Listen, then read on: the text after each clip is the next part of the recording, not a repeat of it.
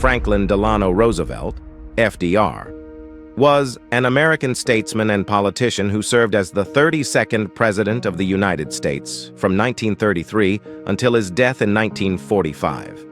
He was a member of the Democratic Party and is the only U.S. president to have served more than 2 terms. His initial 2 terms were centered on combating the Great Depression, while his 3rd and 4th saw him shift his focus to America's involvement in World War II. A member of the Delano family and Roosevelt family, after attending university, Roosevelt began to practice law in New York City.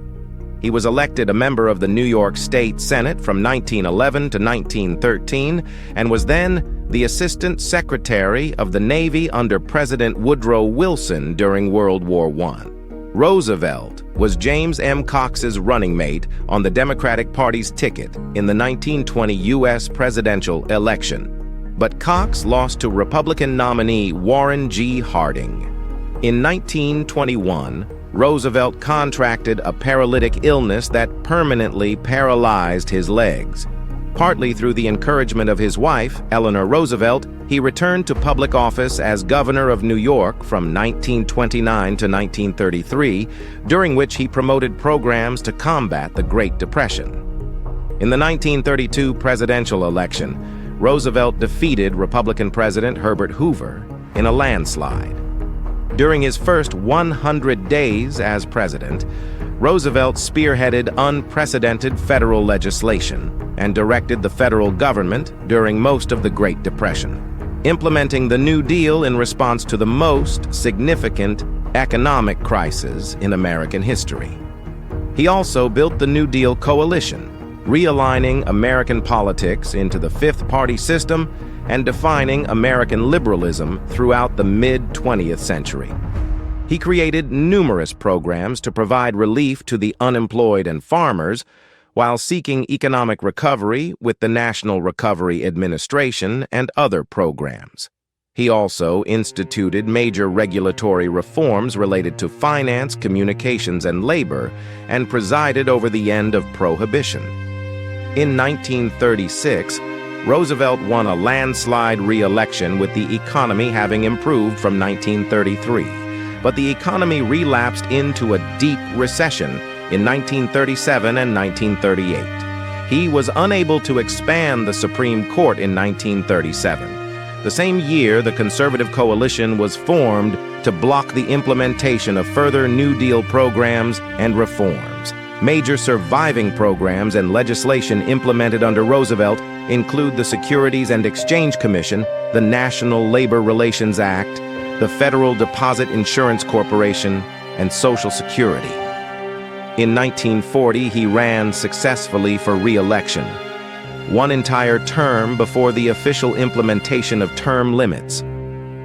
With World War II looming after 1938, in addition to the Japanese invasion of China and the aggression of Nazi Germany, Roosevelt gave strong diplomatic and financial support to China, the United Kingdom, and the Soviet Union, while the U.S. remained officially neutral. Following the Japanese attack on Pearl Harbor on December 7, 1941, he obtained a declaration of war on Japan. After Germany and Italy declared war on the U.S. on December 11, 1941, the U.S. Congress approved a declaration of war in return. He worked closely with other national leaders in leading the Allies against the Axis powers. Roosevelt supervised the mobilization of the American economy to support the war effort and implemented a Europe-first strategy. He also initiated the development of the first atomic bomb and worked with the other Allied leaders to lay the groundwork for the United Nations and other post-war institutions, even coining the term United Nations. Roosevelt won re-election in 1944, but died in 1945 after his physical health seriously and steadily declined during the war years. Since then, several of his actions have come under criticism, including his ordering of the internment of Japanese Americans, German and Italian Americans, and refusal to accept Jewish refugees from Germany or Italy. Nonetheless, Historical rankings consistently place him as one of the greatest American presidents. Franklin Delano Roosevelt was born on January 30th, 1882, in the Hudson Valley town of Hyde Park, New York, to businessman James Roosevelt Dorr and his second wife, Sarah Ann Delano. His parents, who were sixth cousins, came from wealthy, established New York families, the Roosevelts, the Aspinwalls, and the Delanos, respectively. Roosevelt's paternal ancestor migrated to New Amsterdam in the 17th century, and the Roosevelts succeeded as merchants and landowners. The Delano family patriarch, Philip Delano, traveled to the New World on the Fortune in 1621, and the Delanos thrived as merchants and shipbuilders in Massachusetts. Franklin had a half-brother, James Roosevelt, Rosie Roosevelt, from his father's previous marriage. Roosevelt's father, James, graduated from Harvard Law School in 1851, but chose not to practice law after receiving an inheritance from his grandfather. James, a prominent Bourbon Democrat, once took Franklin to meet President Grover Cleveland, who said to him, "My little man, I am making a strange wish for you. It is that you may never be President of the United States." Franklin's mother, the dominant influence in his early years, once declared, "My son Franklin is a Delano, not a Roosevelt at all." James, 54 when Franklin was born, was considered by some as a remote father, though biographer James McGregor Burns indicates James interacted with his son more than was typical at the time. As a child, Roosevelt learned to ride, shoot, sail, along with playing polo, tennis, and golf. Frequent trips to Europe, beginning at age 2 and from age 7 to 15, helped Roosevelt become conversant in German and French. Except for attending public school in Germany at age 9, Roosevelt was homeschooled by tutors until age 14. He then attended Groton School, an Episcopal boarding school in Groton, Massachusetts. He was not among the more popular Groton students, who were better athletes and had rebellious streaks. Its headmaster, Endicott Peabody, preached the duty of Christians to help the less fortunate and urged his students to enter public service. Like most of his Groton classmates, Roosevelt went to Harvard College. He was a member of the Alpha Delta Phi fraternity and the Fly Club, and served as a school cheerleader. Roosevelt was relatively undistinguished as a student or athlete, but he became editor-in-chief of the Harvard Crimson daily newspaper, which required ambition, energy, and the ability to manage others. He later said, "I took economics courses in college for 4 years, and everything I was taught was wrong." Roosevelt's father died in 1900, causing him great distress. The following year, Roosevelt's fifth cousin, Theodore Roosevelt, became President of the United States. Theodore's vigorous leadership style and reforming zeal made him Franklin's role model and hero. He graduated from Harvard in 3 years in 1903 with an A.B. in history. He remained there for a 4th year, taking graduate courses. Roosevelt entered Columbia Law School in 1904, but dropped out in 1907 after passing the New York bar examination. In 1908, he took a job with the prestigious law firm of Carter, Ledyard, and Milburn, working in the firm's Admiralty Law Division. During his 2nd year of college, Roosevelt met and proposed to Boston heiress Alice Sohier, who turned him down. Franklin then began courting his childhood acquaintance and fifth cousin, once removed, Eleanor Roosevelt, a niece of Theodore Roosevelt. In 1903, Franklin proposed to Eleanor. Following resistance from his mother, Franklin and Eleanor Roosevelt were married on March 17, 1905. Eleanor's father, Elliot, was deceased. Theodore, who was then president, gave away the bride. The young couple moved into Springwood. Franklin and Sarah Roosevelt also provided a townhouse for the newlyweds in New York City, and Sarah had a house built for herself alongside that townhouse. Eleanor never felt at home in the houses at Hyde Park or New York. However, she loved the family's vacation home on Campobello Island, which Sarah also gave the couple. Burns indicates that young Franklin Roosevelt was self-assured and at ease in the upper class. On the other hand, Eleanor was shy and disliked social life. Initially, Eleanor stayed home to raise their children. As his father had done, Franklin left childcare to his wife, and Eleanor delegated the task to caregivers. She later said that she knew absolutely nothing about handling or feeding a baby. They had 6 children. Anna, James, and Elliot were born in 1906, 1907, and 1910, respectively. The couple's second son, Franklin, died in infancy in 1909.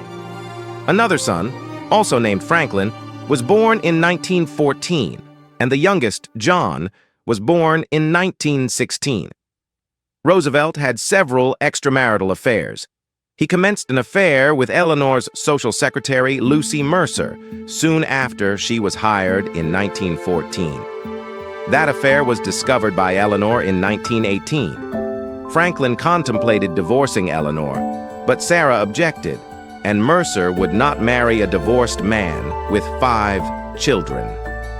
Franklin and Eleanor remained married, and Franklin promised never to see Mercer again. Eleanor never forgave him for the affair, and their marriage shifted to become a political partnership.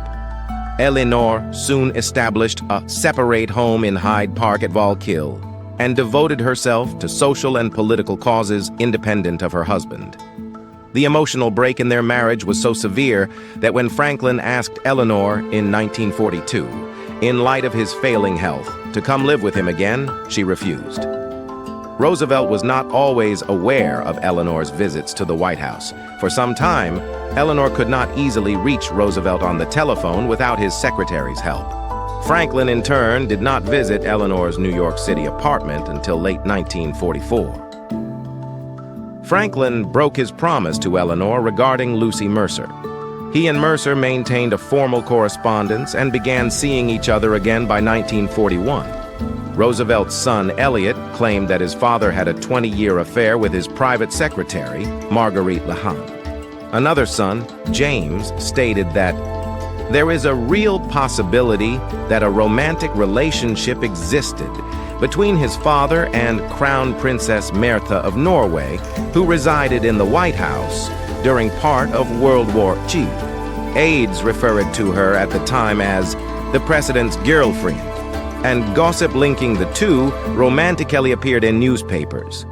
Roosevelt cared little for the practice of law and told friends he planned to enter politics.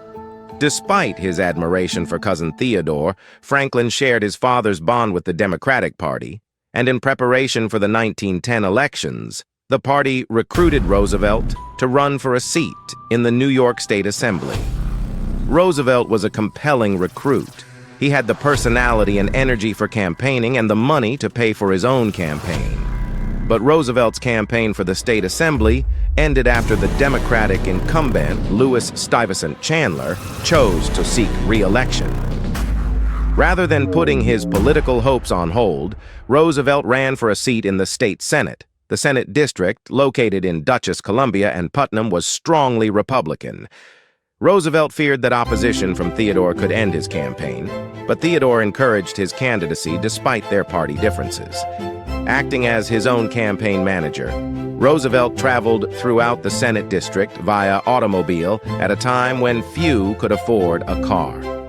Due to his aggressive campaign, his name gained recognition in the Hudson Valley, and in the Democratic landslide in the 1910 United States elections, Roosevelt won a surprising victory. Despite short legislative sessions, Roosevelt treated his new position as a full-time career. Taking his seat on January 1, 1911, Roosevelt soon became the leader of a group of insurgents in opposition to the Tammany Hall machine that dominated the state Democratic Party.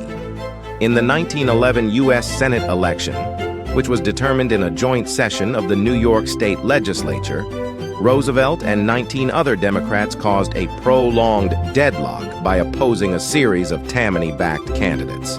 Tammany threw its backing behind James A. O'Gorman, a highly regarded judge whom Roosevelt found acceptable, and O'Gorman won the election in late March. Roosevelt, in the process, became a popular figure among New York Democrats. News articles and cartoons depicted the second coming of a Roosevelt, sending cold shivers down the spine of Tammany. Roosevelt also opposed Tammany Hall by supporting New Jersey Governor Woodrow Wilson's successful bid for the 1912 Democratic nomination.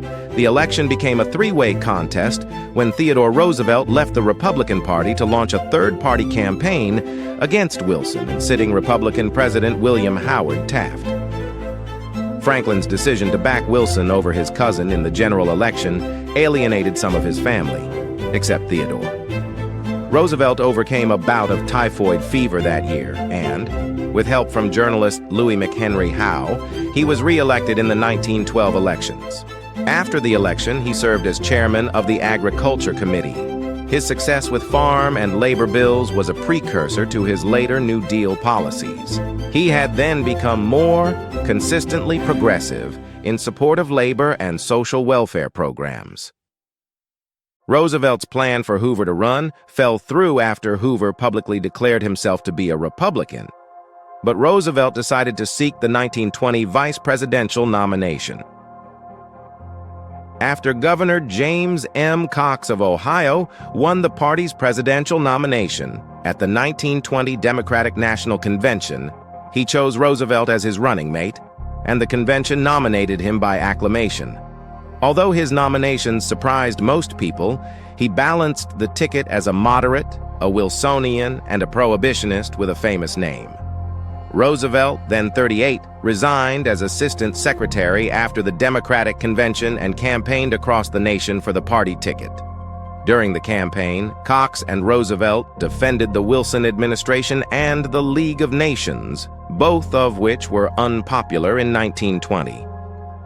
Roosevelt personally supported U.S. membership in the League, but, unlike Wilson, he favored compromising with Senator Henry Cabot Lodge and other reservationists. Republicans Warren G. Harding and Calvin Coolidge defeated the Cox-Roosevelt ticket in the presidential election by a wide margin, carrying every state outside of the South.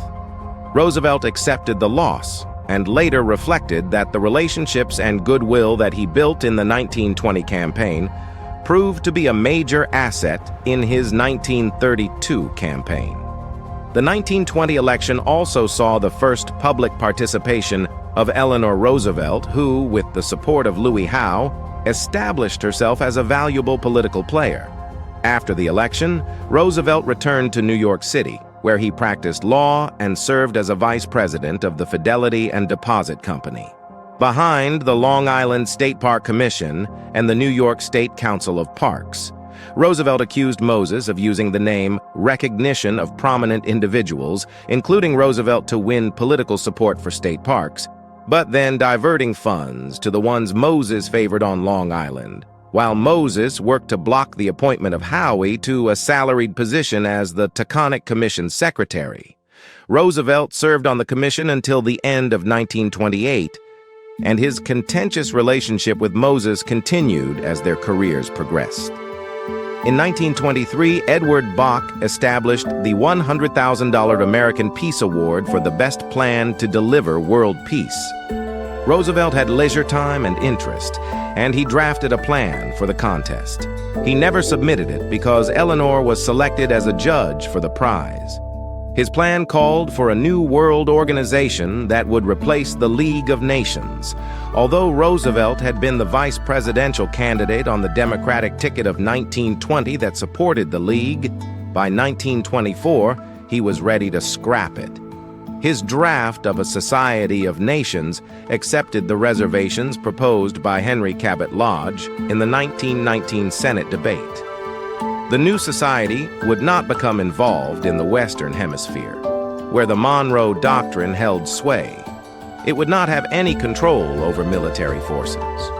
Although Roosevelt's plan was never made public, he thought about the problem a great deal and incorporated some of his 1924 ideas into the design for the United Nations in 1944-1945. Smith, the Democratic presidential nominee in the 1928 election, asked Roosevelt to run for governor of New York in the 1928 state election.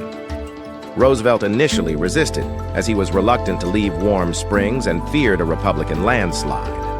Party leaders eventually convinced him only he could defeat the Republican gubernatorial nominee, New York Attorney General Albert Ottinger. He won the party's gubernatorial nomination by acclamation and again turned to Howe to lead his campaign.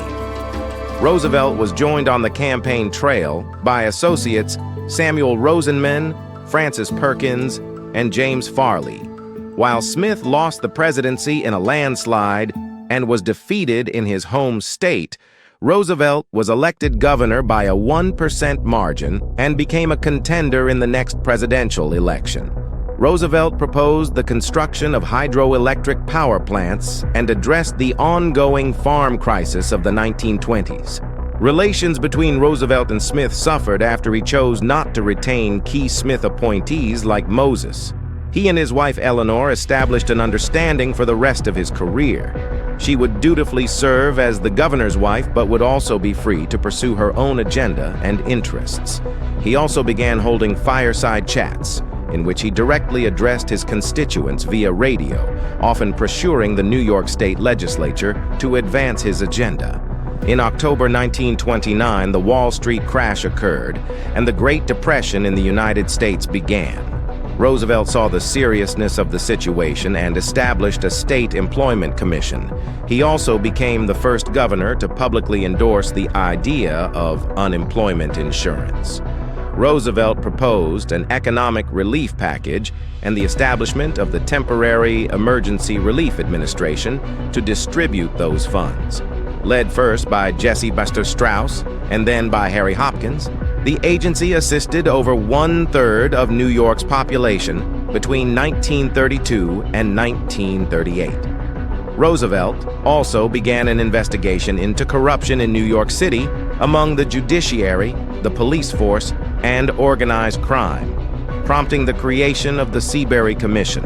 The Seabury investigations exposed an extortion ring, led many public officials to be removed from office, and made the decline of Tammany Hall inevitable. Roosevelt supported reforestation with the Hewitt Amendment in 1931, which gave birth to New York's state forest system.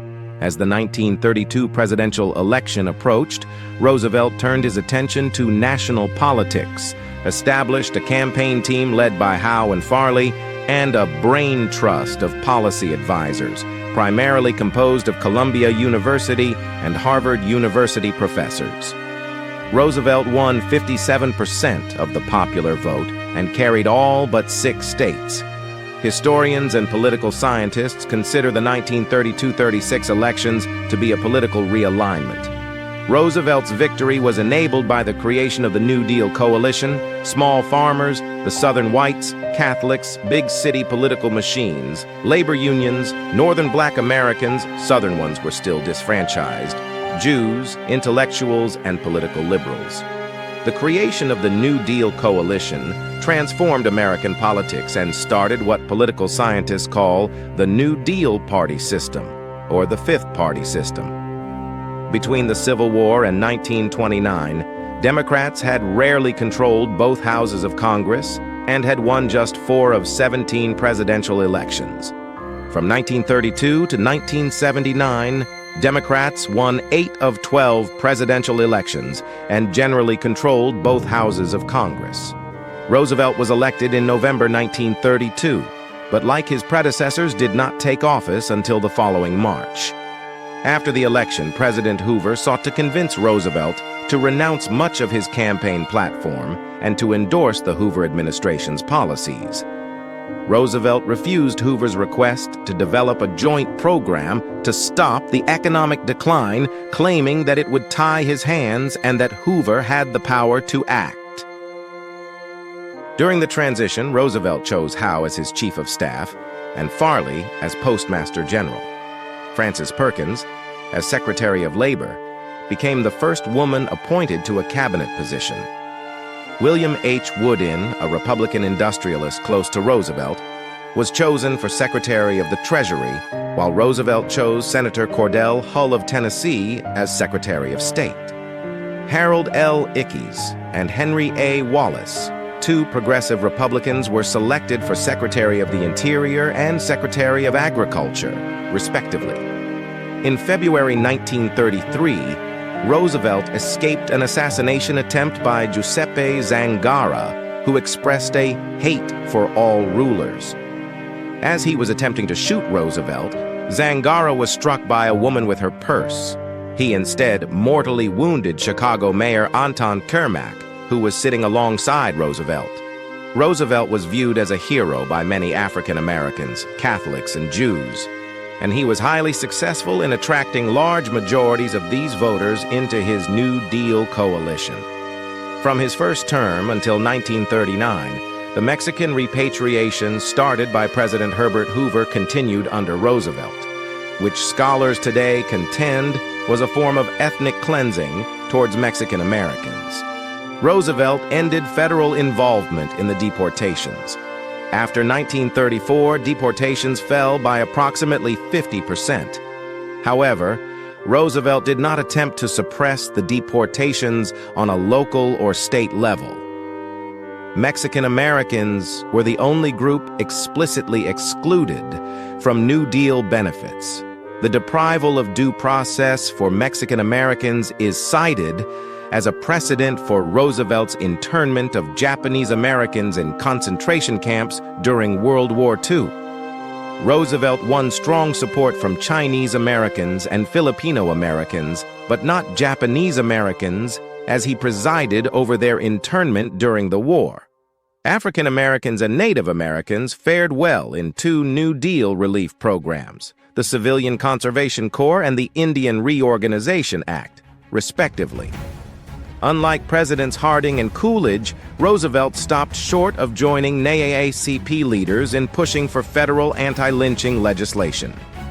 He asserted that such legislation was unlikely to pass, and that his support for it would alienate Southern congressmen, though by 1940 even his conservative Texas Vice President Garner supported federal action against lynching. Roosevelt did not appoint or nominate a single African American as secretary or assistant secretary to his cabinet. About 100 African Americans met informally, however, to provide the administration with advice on issues related to African Americans. Although sometimes described as a black cabinet, Roosevelt never officially acknowledged it as such, nor did he make appointments to it. First Lady Eleanor Roosevelt vocally supported efforts designed to aid the African American community, including the Fair Labor Standards Act, which helped boost wages for non-white workers in the South. In 1941, Roosevelt established the Fair Employment Practices Committee, FEPC, to implement Executive Order 8802, which prohibited racial and religious discrimination in employment among defense contractors. The FEPC was the first national program directed against employment discrimination, and it played a major role in opening up new employment opportunities to non-white workers. During World War II, the proportion of African American men employed in manufacturing positions rose significantly. In response to Roosevelt's policies, African Americans increasingly defected from the Republican Party during the 1930s and 1940s, becoming an important Democratic voting bloc in several northern states. The attack on Pearl Harbor raised concerns among the public regarding the possibility of sabotage by Japanese Americans. This suspicion was fed by long-standing racism against Japanese immigrants, as well as the findings of the Roberts Commission, which concluded that the attack on Pearl Harbor had been assisted by Japanese spies. On February 19, 1942, Roosevelt signed Executive Order 9066, which relocated 110,000 Japanese American citizens and immigrants, most of whom lived on the Pacific coast. They were forced to liquidate their properties and businesses and interned in hastily built camps in interior, harsh locations. Roosevelt delegated the decision for internment to Secretary of War Stimson, who, in turn, relied on the judgment of Assistant Secretary of War John J. McCloy. The Supreme Court upheld the constitutionality of the executive order in the 1944 case of Korematsu versus United States. A much smaller number of German and Italian citizens were arrested or placed into internment camps. Unlike Japanese Americans, however, they were not sent to them on the sole basis of racial ancestry. When Hitler chose to implement the final solution, the extermination of the European Jewish population, by January 1942, and American officials learned of the scale of the Nazi extermination campaign in the following months. Against the objections of the State Department, Roosevelt convinced the other Allied leaders to issue the Joint Declaration by members of the United Nations, which condemned the ongoing Holocaust and warned to try its perpetrators as war criminals. In 1943, Roosevelt told U.S. government officials that there should be limits on Jews in various professions to eliminate the specific and understandable complaints which the Germans bore towards the Jews in Germany. The same year, Roosevelt was personally briefed by Polish Home Army intelligence agent Jan Karski, who was an eyewitness of the Holocaust. Pleading for action, Karski told him that 1.8 million Jews had already been exterminated. Karski recalled that Roosevelt did not ask one question about the Jews. January 1944, Roosevelt established the War Refugee Board to aid Jews and other victims of Axis atrocities. Aside from these actions, Roosevelt believed that the best way to help the persecuted populations of Europe was to end the war as quickly as possible. Top military leaders and War Department leaders rejected any campaign to bomb the extermination camps or the rail lines leading to them, fearing it would be a diversion from the war effort. According to biographer Gene Edward Smith, there is no evidence that anyone ever proposed such a campaign to Roosevelt. Roosevelt is widely considered to be one of the most important figures in the history of the United States, as well as one of the most influential figures of the 20th century. Historians and political scientists consistently rank Roosevelt, George Washington, and Abraham Lincoln as the three greatest presidents, although the order varies. Roosevelt's home in Hyde Park is now a National Historic Site and home to his presidential library. Roosevelt's memorial is located next to the Jefferson Memorial on the Tidal Basin, and a more modest memorial, a block of marble in front of the National Archives building, suggested by Roosevelt himself, erected in 1965. Roosevelt's leadership in the March of Dimes is one reason he is commemorated on the American dime. Roosevelt has also appeared on several U.S. postage stamps. On April 29, 1945, 17 days after Roosevelt's death, the carrier USS Franklin D. Roosevelt was launched and served from 1945 to 1977. London's Westminster Abbey also has a stone tablet memorial to Roosevelt that was unveiled by Attlee and Churchill in 1948. Welfare Island was renamed after Roosevelt in September 1973, and with that comes the end of the video. If you enjoyed this video, indicate by tapping the like button and subscribing to our channel for more similar videos.